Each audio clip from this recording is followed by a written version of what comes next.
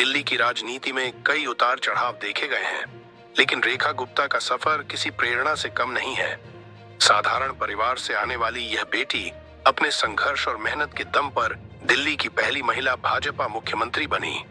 ये कहानी है उनके संघर्ष, संकल्प और सेवा की। हरियाणा के जुलाना, जींद जिले में 19 जुलाई 1974 को जन्मी रेखा गुप्ता एक मध्यम वर्गीय परिवार से थीं। उनके पिता श्री जय भगवान जिंदल एक बैंक मैनेजर थे और परिवार में हमेशा देशभक्ति और सेवा के संस्कार दिए जाते थे। बचपन से ही वह समाज सेवा की ओर आकर्षित थीं और राष्ट्रीय स्वयंसेवक संघ RSS से जुड़ गईं। उन्होंने दिल्ली विश्वविद्यालय के दौलत राम कॉलेज से B.Com किया और बाद में LLB की डिग्री हासिल की।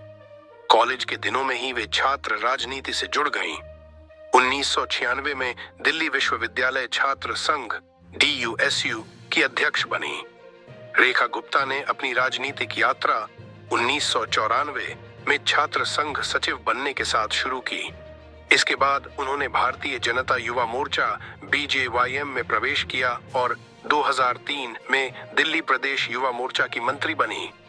उनकी कार्यक्षमता को देखते हुए 2006 में भाजपा युवा मोर्चा की राष्ट्रीय सचिव नियुक्त की गईं। 2007 में उन्होंने दिल्ली नगर निगम MCD चुनाव लड़ा और उत्तरी पीतमपुरा वार्ड 55 से निगम पार्षद बनी। इस दौरान उन्होंने महिलाओं और बच्चों के लिए कई योजनाएं शुरू की।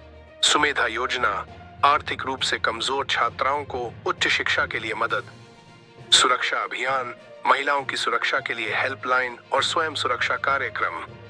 2012 में वे दूसरी बार निगम पार्षद बनी और MCD की शिक्षा समिति की अध्यक्ष भी रहीं।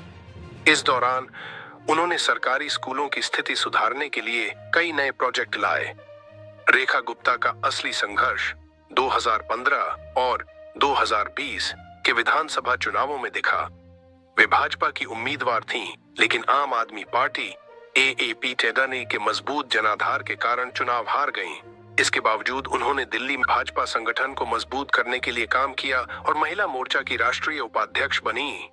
2025 के विधानसभा चुनाव में शालीमार बाग से भाजपा प्रत्याशी के रूप में उन्होंने चुनाव लड़ा और AAP की वंदना कुमारी को 29,595 वोटों से हराया।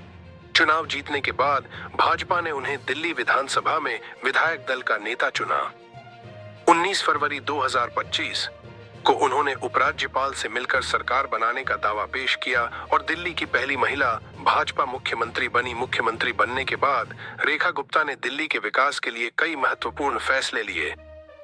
1. महिला सुरक्षा, दिल्ली में महिलाओं के लिए विशेष सुरक्षा अभियान चलाया। 2. शिक्षा सुधार, सरकारी स्कूलों में डिजिटल शिक्षा और नई सुविधाओं की शुरुआत की। 3. स्वास्थ्य सेवाएं, दिल्ली में मुफ्त स्वास्थ्य सुविधाएं और नए अस्पतालों का निर्माण। 4. रोजगार के अवसर, युवाओं के लिए स्टार्टअप योजनाएं और skill development programme. Rekha Gupta के नेतृत्व में दिल्ली को एक नया विजन और नया आत्मविश्वास मिला।